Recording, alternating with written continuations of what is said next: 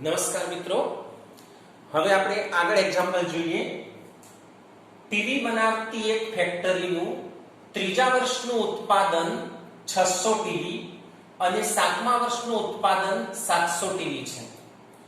જો તેના વાર્ષિક ઉત્પાદનમાં એક સરખો વધારો થતો હોય તો ફેક્ટરીનું પહેલા વર્ષનું ઉત્પાદન, 10મા વર્ષનું ઉત્પાદન અને પહેલા 7 વર્ષનું કુલ ઉત્પાદન શોધો.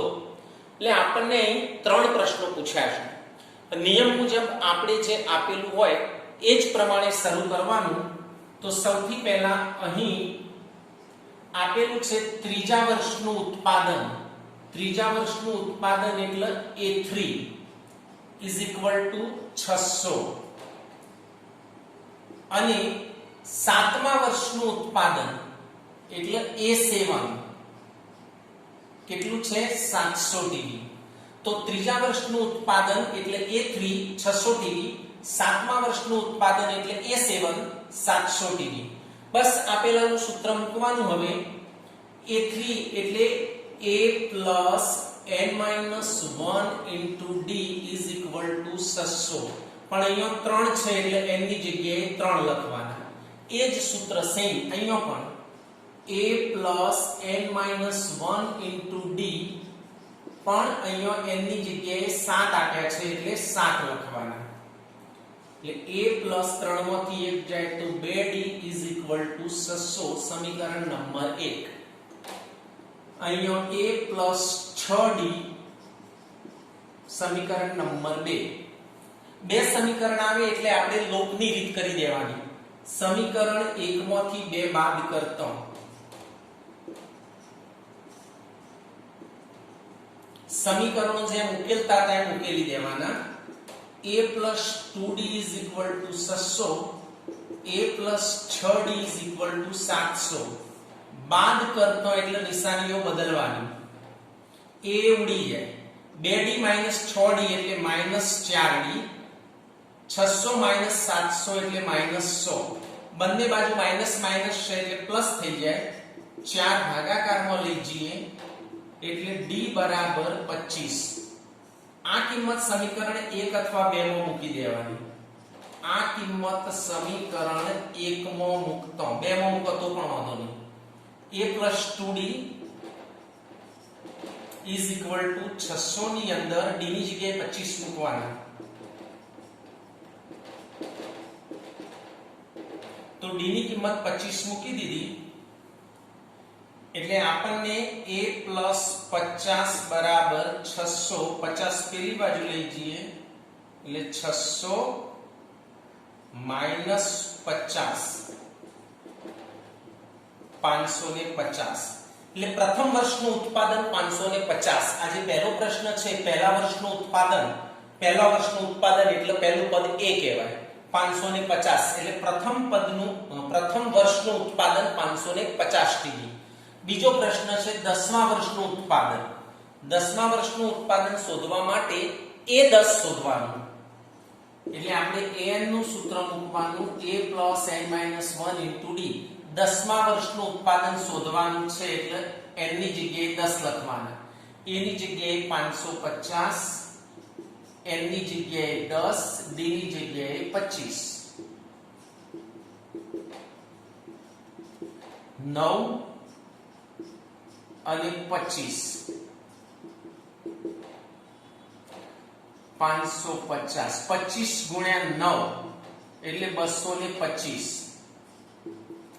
સરવાળો કરી દેવાનો. 775. 10મા વર્ષનું ઉત્પાદન 775 ટીવી આવશે. હવે છેલ્લો પ્રશ્ન છે પહેલા 7 વર્ષનું કુલ ઉત્પાદન. કુલ એટલે સરવાળો કરવાનો એટલે SN નું સૂત્ર આવશે. અહીંયા પહેલા 7 વર્ષનું કુલ ઉત્પાદન કહ્યું છે. કુલ ઉત્પાદન એટલે ટોટલ એટલે સરવાળો. તો હવે સૂત્ર આવશે SN નું. SN બરાબર n/2 2A plus n-1 into D.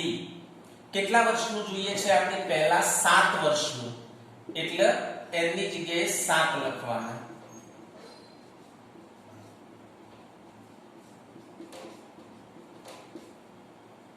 D ની કિંમત 25 ના ઉડે તો એમના એમ 550 ગુણ્યા 2 એટલે 1100 સાતમાંથી 1 જાય તો 6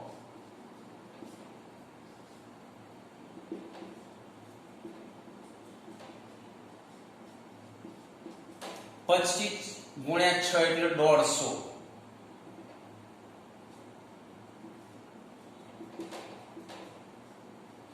1100 અને 150 એટલે 1250 હવે 1250 જોડે 2 ઉડી જશે તો ઉડાડી દેવાના એટલે 625 625 ગુણ્યા 7 એટલે આપણો જવાબ આવશે 625 ગુણ્યા 7 7 5 35 વિધિ 3 7 14 15 16 17 વિધિ 1 7 42 43 તો આપણે છેલ્લે હવે બધા જવાબો જેમ પ્રશ્નો પૂછ્યા છે એમ લખી દેવાના પહેલો પ્રશ્ન પૂછ્યો તો પહેલા વર્ષનું ઉત્પાદન તો આપણે હવે લખવાનું કે આમ ફેક્ટરીનું પહેલા વર્ષનું ઉત્પાદન બરાબર 550 ટીવી પહેલા પ્રશ્નનો જવાબ ફેક્ટરીનું પહેલા વર્ષનું ઉત્પાદન બરાબર 550 ટીવી પછી 10મા વર્ષનું ઉત્પાદન એટલે આપણે લખવાનું ફેક્ટરીનું 10મા વર્ષનું ઉત્પાદન બરાબર 775 ટીવી અને છેલ્લો પ્રશ્ન પહેલા 7 વર્ષનું કુલ ઉત્પાદન તો ફેક્ટરીનું પહેલા 7 વર્ષનું કુલ ઉત્પાદન બરાબર 4375 ટીવી હવે મિત્રો દાખલા તરીકે આવો પ્રશ્ન પૂછાય કોઈ પણ સમાંતર શ્રેણી માટે T25 - T20 બરાબર ખાલી જગ્યા તો આપણને શ્રેણી મેળવી આપી નથી જેવું આપ્યું છે એવું લખવાનું T25 - T20 અહીંયા સોરી આપણે એ વાપરીશું આ જૂની ચોપડીનો સંકેત છે A25 અને A20 લખીશું જૂની ચોપડીમાં એને T કહેવામાં આવતું A25 - A20 એટલે અહીંયા an નું સૂત્ર આવે a આવે એટલે an નું સૂત્ર જ મૂકવાનું હોય a + n - 1 * d પણ n ની જગ્યાએ 25 એવી જ રીતે અહીંયા a + n - 1 * d n ની જગ્યાએ 20 લખી દીધા